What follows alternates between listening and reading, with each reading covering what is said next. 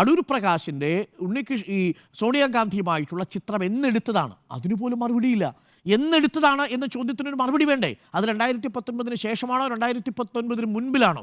MP എന്ന നിലയിലാണെങ്കിൽ 2019 ശേഷമായിരിക്കും. 2019 November മാസത്തിലാണ് സോണിയാഗാന്ധിയുടെ സ്പെഷ്യൽ പ്രൊട്ടക്ഷൻ ഗ്രൂപ്പ് SPGയുടെ പിന്തുണ പിൻവലിക്കുന്നത്. അതിനുശേഷമാണ് Z+ കാറ്റഗറിയിലേക്ക് സോണിയാഗാന്ധിയെ മാറ്റുന്നത്. പക്ഷേ അപ്പോഴും 55 CRPF ഉദ്യോഗസ്ഥന്മാരുടെ, അതിൽ കമാൻഡോകളുണ്ട്, അതിൽ മറ്റുദ്യോഗസ്ഥന്മാരുണ്ട്, ഇവരുടെയൊക്കെ അരിപ്പയിലൂടെ വേണം ഉണ്ണികൃഷ്ണൻ പോറ്റിക്ക് സോണിയാഗാന്ധിയുടെ അടുത്തേക്ക് എത്താൻ. അപ്പോൾ ഒരു പ്രമുഖൻ്റെ സ്പോൺസർഷിപ്പ് ഇല്ലാതെ, റെക്കമെൻഡേഷൻ ഇല്ലാതെ ഈ സോണിയാഗാന്ധിയുടെ അടുത്തേക്ക് ചെല്ലുക സാധ്യമല്ല.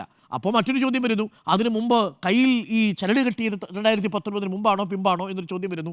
ചരട് കെട്ടിയത് SPG പ്രൊട്ടക്ഷൻ ഉണ്ടായിരുന്ന സമയത്താണെങ്കിൽ കാര്യങ്ങൾ കുറച്ചുകൂടി കോംപ്ലിക്കേറ്റഡ് ആവും. കാരണം SPG പ്രൊട്ടക്ഷൻ ഉണ്ടാകുന്ന സമയത്ത് ഇയാളുടെ കയ്യിൽ കൊടുക്കുന്ന ചരട് പോലും SPG ഈ കൃത്യമായി പരിശോധിച്ചതിന് ശേഷം മാത്രമേ ഈ കയ്യിൽ കൊണ്ട്, അല്ലെങ്കിൽ ഒരു കോൺഗ്രസിൻ്റെ സമന്വിതരായ നേതാവാണ്. ഉണ്ണികൃഷ്ണൻ ഒരു കോൺഗ്രസിൻ്റെ നേതാവൊന്നുമല്ലല്ലോ. പ്രയാഗ് ഗോപാലകൃഷ്ണൻ്റെ കാലത്തും അവിടെ സ്പോൺസർഷിപ്പ് കോർഡിനേറ്റർ എന്ന ഔദ്യോഗിക പദവിയിൽ ഉണ്ടായിരുന്നയാൾ മാത്രമാണ്. അപ്പോൾ SPG പ്രൊട്ടക്ഷൻ ഉണ്ടായിരുന്ന സമയത്ത് ഈ സോണിയാഗാന്ധിയുടെ അടുത്തേക്ക് ചെല്ലുക മാത്രമല്ല, കയ്യിലൊരു ചരട് കെട്ടിക്കൊടുക്കുക കൂടി ചെയ്തിട്ടുണ്ടെങ്കിൽ അത്രമേൽ അയാൾക്ക് അവിടെ സ്വാധീനം ഉണ്ടാക്കത്തക്ക രീതിയിൽ ആരാണ് ഈ ഉണ്ണികൃഷ്ണൻ പോറ്റിയെ റെക്കമെൻഡ് ചെയ്തത് എന്നത് വളരെ പ്രസക്തമായ ചോദ്യമാണ്.